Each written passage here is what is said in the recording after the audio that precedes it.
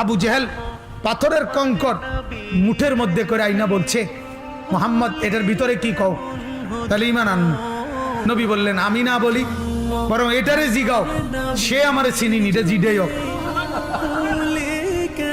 আবু জেহেল কম কিতারে, আরে কিতারে বাবা রে, বাতিজা তো শক্ত বাতিজা। আল্লাহ নবী বলেন, বলো ভেতরে যা আছো বলো, তুমি চিনো কিনা আমাকে। পাথরের কঙ্কর, নাতাকাল হাজার,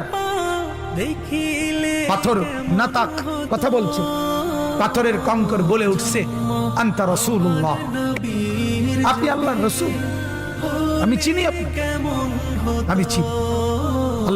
এক গ্লাস দুধ 120 জন সাহাবী পান করছে, এটা নবীর মুজিজা না?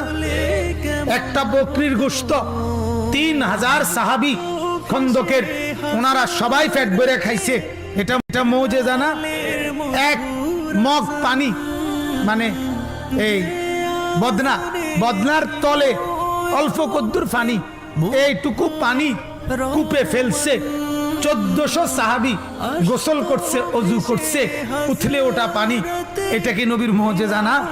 এগুলো সব মর্যাদা, এগুলো সব মর্যাদা, সব মর্যাদা, সব নবীজির সম্মান, ইজ্জত, সবকিছু নবীকে চিনত। জামাদাত, হাইওয়ানাত এবং জিন, ইনসান, কুল কায়নাত আল্লাহর নবীকে চিনত।